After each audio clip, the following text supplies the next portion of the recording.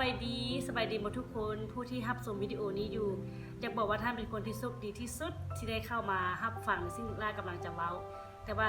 ก่อนอื่นมดกด Subscribe ให้แน่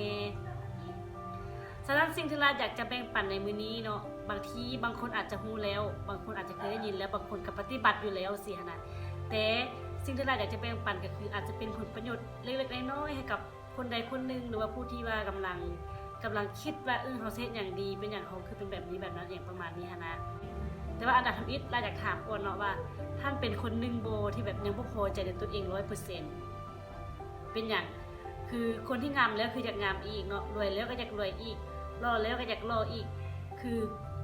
แบบสมบูรณ์แบบแล้วก็ยังบ่มีสมบูรณ์แบบสินะแน่นอนอยู่แล้วเนาะมันเป็นธรรมชาติของคนมันเป็นธรรมชาติของทุกสิ่งทุกอย่างที่บ่มีไผเพอร์เฟค 100% แต่ว่าท่านฮู้บ่ว่าเฮาสามารถสร้างอะไรเฮาสามารถปรับปรุงตัวเองให้เป็นคนหนึ่งที่พอใจและเป็นคนหนึ่งที่สามารถประสบผลสำเร็จได้เป็นอย่างเพราะว่าความประสบผลสำเร็จหรือว่าความก้าวหน้าทุกสิ่งทุกอย่างในการดำรงชีวิตเนาะมันจะขึ้นกับเฮาเองมันจะขึ้นกับการตัดสินใจมันจะขึ้นกับแนวความคิดของเฮามันบ่ได้ขึ้นกับผู้ใดผู้หนึ่งบ่ได้ขึ้นกับว่าผู้ใดต้องมาเป็นคนจูงมือเฮาโดยโกงเนาะมันเป็นคนมีคนแนะนำเฮาให้สำเร็จได้แต่ว่าคนที่จะตัดสินใจว่าจะเฮ็ดให้สำเร็จแท้บ่คือเป็นเฮา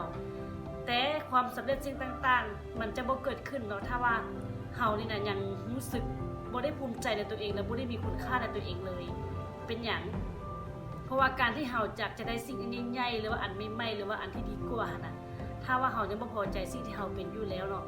มันก็ยากที่เฮาจะได้รับอันใหม่ๆเข้ามาคือยกตัวอย่างว่า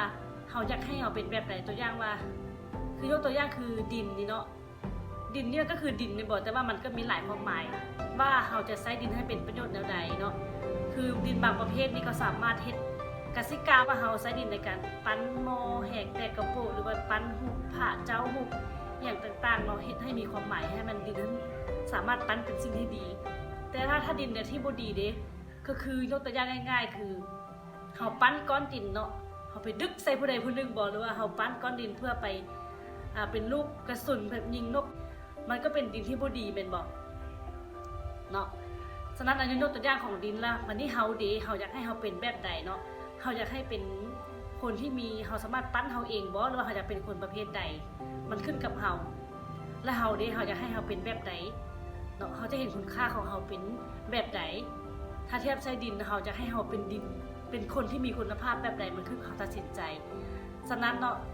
สิ่งที่เราอยากจะบอกก็คือเฮาต้องเห็นคุณค่าในตัวเฮาเองทุกๆคนมีคุณค่าทุกคนมีความหมายทุกคนมีผลดีของตัวเองทั้งนั้นเนาะฉะนั้น